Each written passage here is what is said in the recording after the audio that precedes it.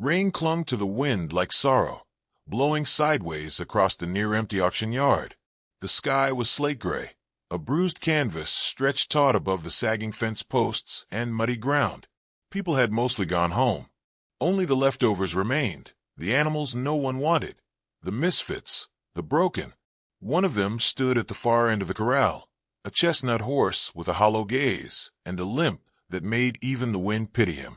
His right foreleg trembled every time he shifted weight, and the flies buzzed around his drooped ears without resistance. A man watched him from beneath the hood of a weathered army jacket, his silhouette stiff against the backdrop of falling rain. A cane supported his right side, the knuckles on his hand bone-white from pressure. He didn't speak, didn't move. He just looked, the way a man looks at a scar on his own body, familiar, unwanted, permanent. A younger handler tried to usher him toward the healthier horses in the covered stalls. "This one's no good, sir. Been lame for months. We were going to put him down next week. Real shame." The man said nothing. "You interested in buying something else? We've got a Palomino still, good legs, strong spine." The soldier didn't answer. His gaze remained on the chestnut, and after a long moment, he took a slow step forward, each movement deliberate and burdened. His limp mirrored the horse's, a staggering, careful motion as though each joint questioned its purpose. The handler scratched his head and backed away. "Suit yourself." The auctioneer's voice crackled through the last call of the day. "One lame horse, lot number 39, no reserve. Do I hear $5? Silence. The horse shifted in the rain, as if sensing the moment where his fate might turn or seal.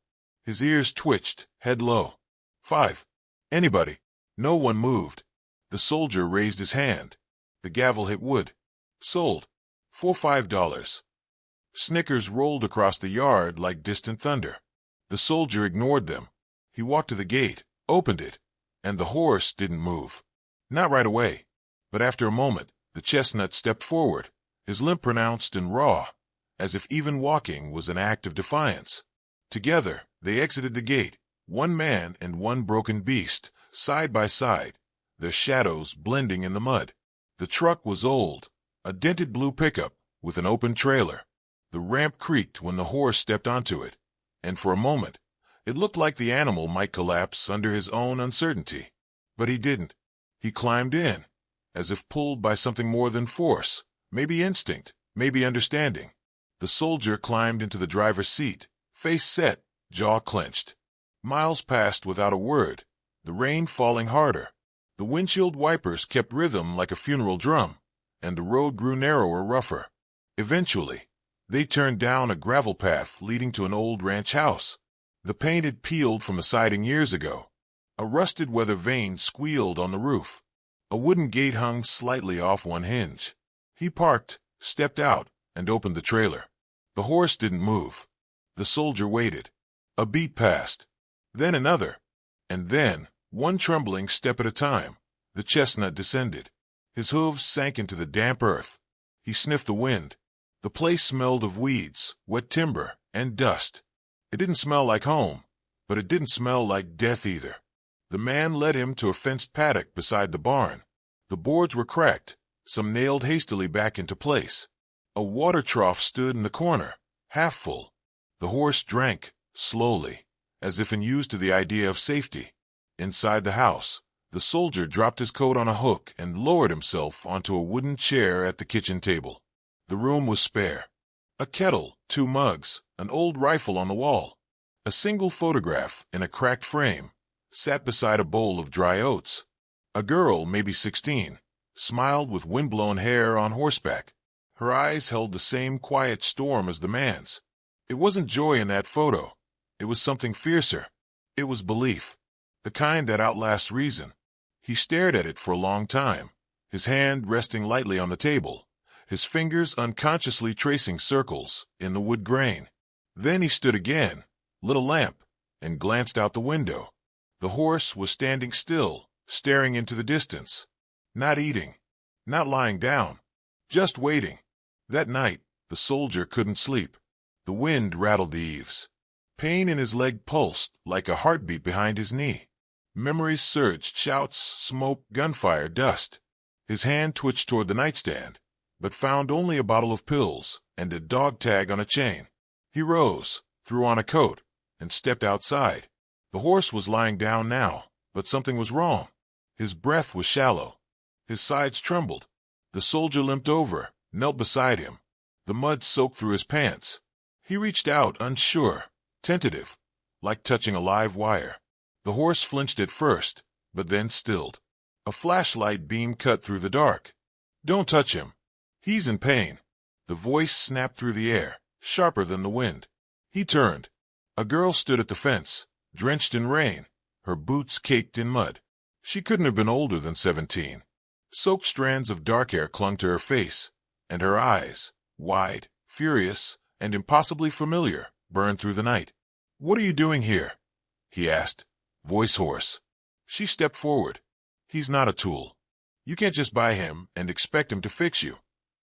He stared at her, trying to reconcile the storm in front of him with the girl in the photograph. "You shouldn't be here," he said. She ignored him, crouched beside the horse, hands gentle and practiced. "He's been overworked. Look at the swelling near his tendon. He's been compensating for it, probably has for months. No one's cared enough to notice." "You know horses," he muttered. "I used to," she said quietly. Then, with a bitter smile, "But I know pain even better." The soldier stood slowly, leaning heavier on his cane. "You shouldn't have come." "I didn't come for you." They both looked down at the horse, breathing slow, eyes closed. "I came for him," she said. In the distance, thunder rolled again, low and steady, and the soldier, for the first time in a long while, felt something stir beneath the ache. Something like memory, something like guilt, something like hope. The storm had passed, leaving behind a silence that felt heavier than thunder. Morning mist clung to the hills, and the ground was soft with waterlogged soil. Birds stirred cautiously in the trees, as if unsure whether the quiet would last. The horse stood in the paddock, his leg wrapped in a clean, white bandage. His ears flicked lazily.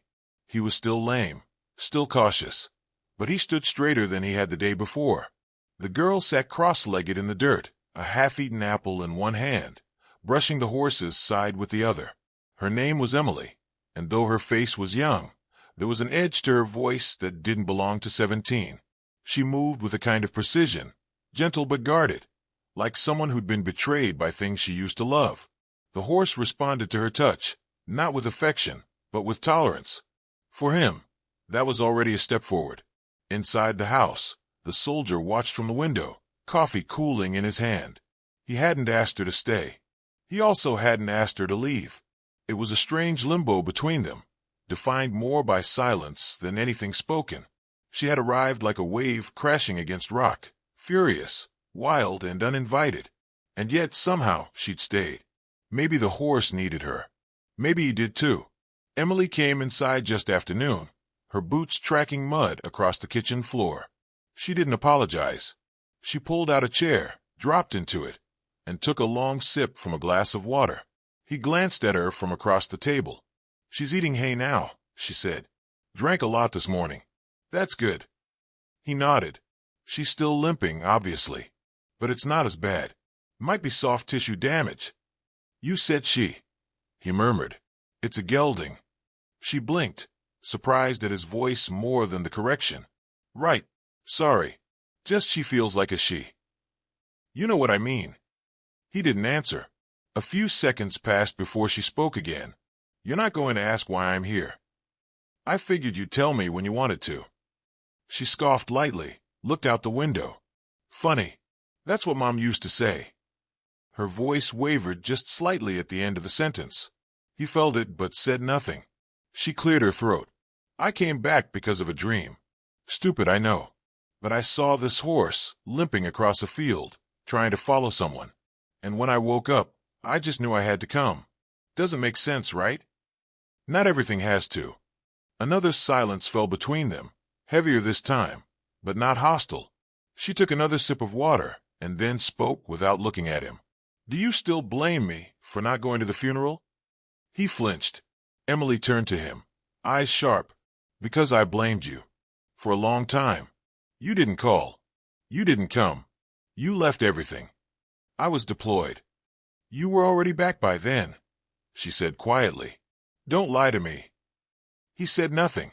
A clock ticked somewhere in the background. I had no one left, she added. You had your father. Emily's expression twisted. You know that's not the same. And you know what he did when I fell. He looked down at his coffee. I heard. Then you know why I left. Her voice broke, but only for a second. The accident wasn't just an accident. It ruined everything. I haven't been on a horse in 2 years. I can't even walk past a riding arena without shaking. You seem fine now. No, she said with a small, bitter laugh. I'm pretending well. The horse neighed from outside. They both turned instinctively toward the window. Emily stood. I'm going to take him, sorry her, out of the paddock for a bit. She needs more movement. Careful. His leg can't handle too much weight. I know, she said. She was halfway to the door when he asked, Why are you really here? She paused. Because someone has to care. And I don't think you remember how. Then she stepped outside. He stood at the window again, watching as she led the horse gently in a small circle. The animal followed her slowly, with the same hesitation he had when the soldier had first brought him home. But there was something in the way Emily moved, patient, steady, unafraid, that the horse trusted. Later that evening, she sat in the barn brushing the horse's mane. Her jacket lay folded on a hay bale. The soldier leaned against the doorframe, arms crossed, silent. I used to be good at this, she said without turning. Before the fall. Before Mom died. Before everything. You still are. She smiled just barely. Funny hearing that from you. He stepped inside. The horse flicked his ears, but didn't move away. She was proud of you, you know, he said. Emily nodded slowly. She always believed in broken things. So do I. They stood there for a while, just breathing the same air, the same hay-scented dusk. Eventually, she said, He's got fight left in him. You just have to be patient. Does he have trust? Maybe. In me. He nodded once. That's enough. The next morning, the paddock was empty. The gate hung open. Tracks led into the woods, hoof prints and fresh tire marks. Emily ran to the fence, heart pounding. He's gone, she shouted. Somebody took him. The soldier appeared beside her. His jaw tightened. His eyes scanned the prints, then followed the trail into the trees. Without a word, he turned back to the house, grabbed his coat, and reached for the key to his truck. Emily stood there, fists clenched, her chest rising and falling with fury. And for the first time in 2 years, she didn't feel scared. She felt ready. The forest trail was narrow, overgrown, and muddy from the rain. Branches clawed at the sides of the truck as it pushed forward, grinding along the uneven path like a reluctant beast. Emily sat in the passenger seat, fists clenched in her lap, eyes scanning the woods like a hawk. Her heart pounded not just from fear for the horse, but from something deeper, an old rage waking inside her. Beside her, the soldier gripped the steering wheel tightly, his jaw set. He hadn't spoken since they left the ranch, and he didn't need to. The storm in his eyes said enough. They knew who had taken the horse. Even before the tracks led to the rundown stables on the far end of town, they both knew. Raymond Clive, local brute, ex-farrier, and notorious for breaking horses with fists and fear. He'd been banned from auctions years ago, but no one dared stop him when he showed up. Emily had seen him once when she was younger, yanking a terrified filly into a trailer while her mother screamed at him to stop. She never forgot the look in his eyes. Cold, hungry, cruel. The truck rolled to a stop in front of Clive's barn, a sagging, rust-covered structure surrounded by junk trailers and rusted machinery. A crude wooden sign hung above the door. Clive's Livestock Services. A lie, like everything else about him. Emily jumped out before the engine even died. The soldier followed slower, his cane sinking into the soft earth. Inside the barn, the air reeked of ammonia and old hay. Fluorescent lights buzzed weakly overhead. And there, in a narrow stall at the far end, was the chestnut horse, eyes wide, flank quivering, bandages torn and replaced with a tightrope halter that bit into his skin. What the hell are you doing? Emily's voice cracked through the barn like a whip. Clive looked up from a corner, where he had been fitting a rough saddle onto another horse. His face split into a grin that never touched his eyes. "Well, if it ain't little Emily Monroe. You finally come back to play horse whisperer. You stole him." Clive shrugged. "I call it rescuing property that ain't being used right. That animal was limping around like a lawn ornament. I figured I'd make something useful out of him." The soldier stepped forward, his limp more pronounced from the uneven floor. "You're going to release that horse. Now." Clive laughed, slapping his thigh. "Well, look at that. The war hero's got his boots muddy. You really think you're in a position to tell me anything, cripple?" Emily moved faster than anyone expected. She was in Clive's face before the man even blinked. "Say that again," she said, her voice low, shaking. "I dare you." Clive leaned back, clearly amused. "Feisty. Maybe you do remember what happened the last time you tried to ride." The words hit harder than a slap. Emily flinched, but didn't back down. The soldier placed a steadying hand on her shoulder. "We're taking him," he said firmly. Clive's smile twisted. "Oh, I don't think so. But tell you what, let's make it interesting. I'll give you a chance to earn him back." Emily narrowed her eyes. "What kind of chance?" Clive stepped closer, voice like sandpaper. "You ride him, bareback, 1 lap around the corral. If you stay on, he's yours. If not, he's mine. And next time, I don't use a rope halter. I use a whip." The air grew still. Emily's breath caught. The image of her last fall flashed across her mind, screaming. Hooves above her, a sickening crunch, then darkness. She hadn't touched a saddle since. Her legs went numb just thinking about it. "I can't," she whispered.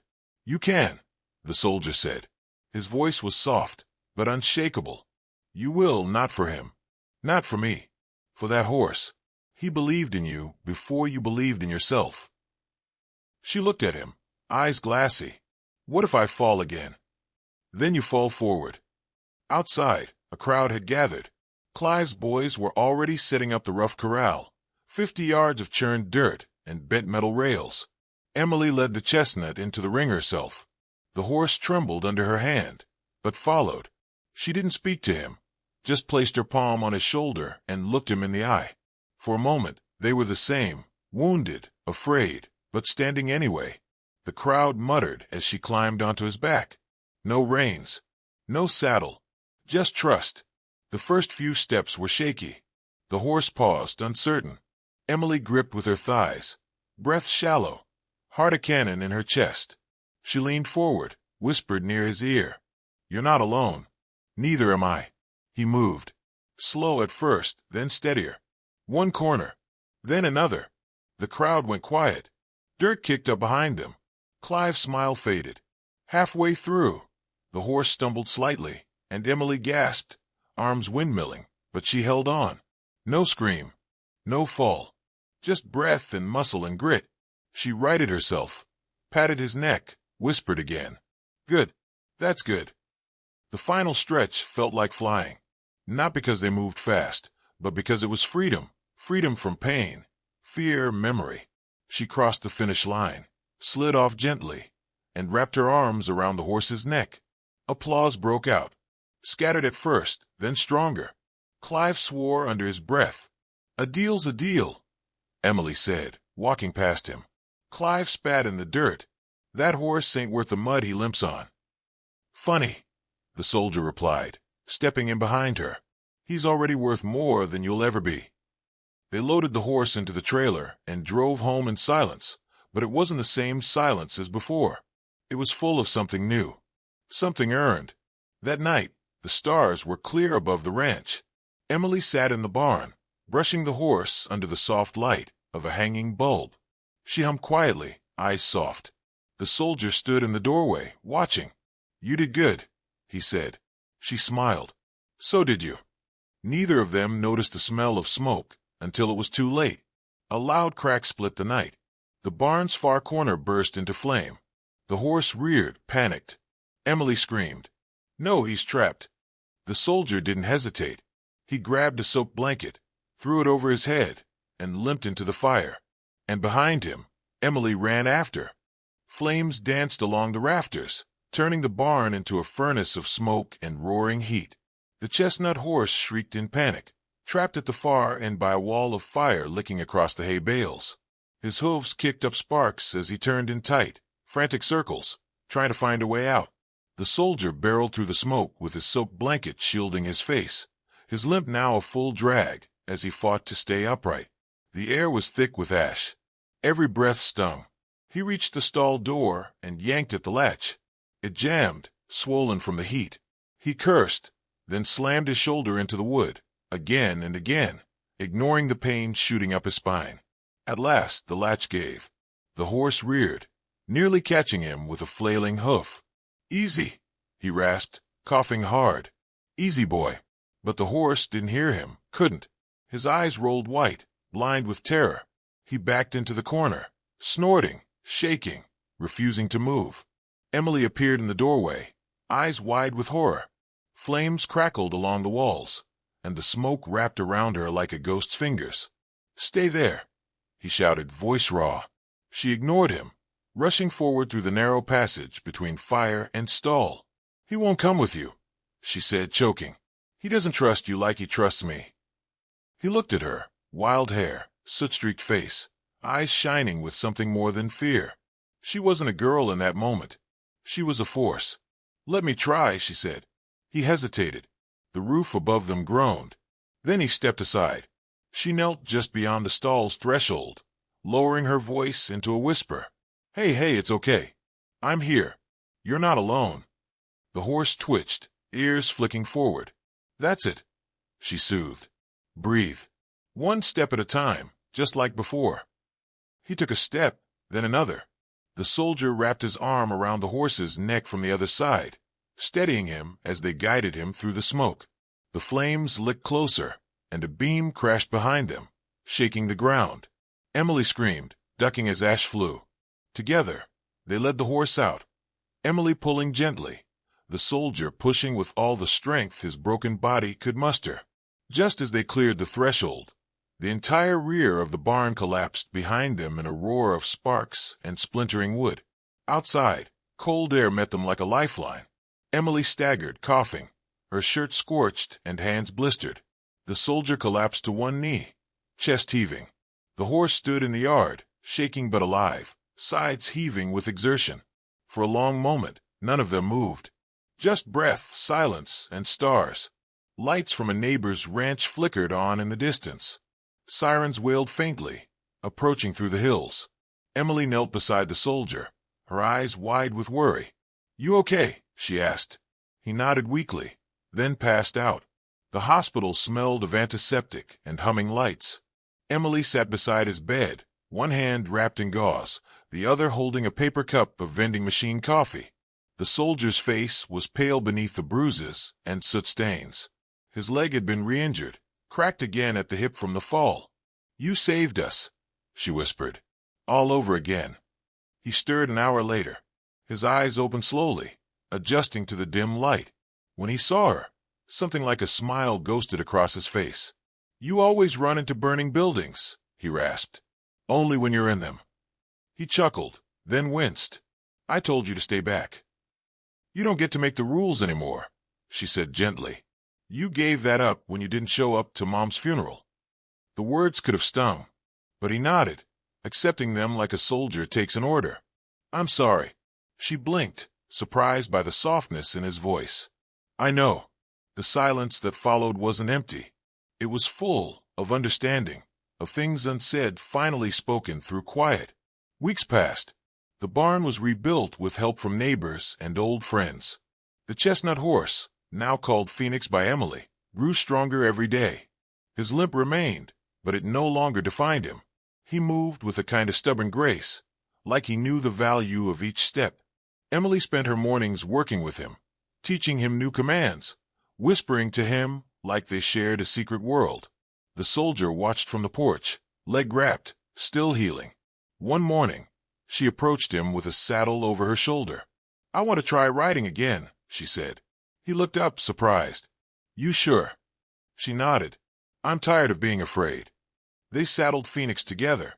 The straps felt different in her hands, familiar, but distant, like revisiting an old language. She climbed on slowly, carefully, heart pounding. Phoenix stood still, waiting.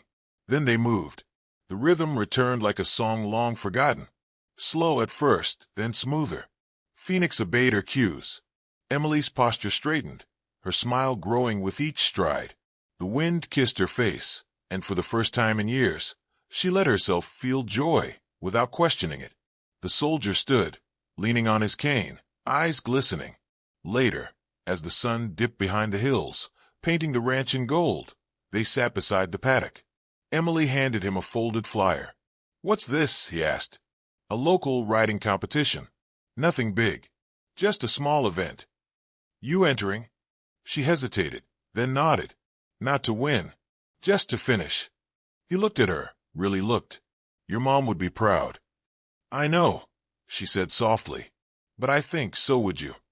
He didn't respond, only squeezed her hand gently. The day of the competition was bright and clear. The ranch buzzed with horses and riders, trailers and families. Emily sat on Phoenix's back at the edge of the arena, heart racing. The announcer called her name. She rode forward, each movement deliberate. She didn't win. She didn't need to. She finished. As she trotted out of the ring, the crowd clapped politely. But one man stood out, clapping slower, prouder. The soldier stood beneath the bleachers, leaning on his cane, eyes wet. When Emily reached him, she dismounted and hugged him tightly. "You did it," he whispered. "No," she said. "We did." They walked out together, Emily, the soldier, and Phoenix, toward a future not yet written, but finally possible. Sometimes, the broken don't need fixing. They just need each other.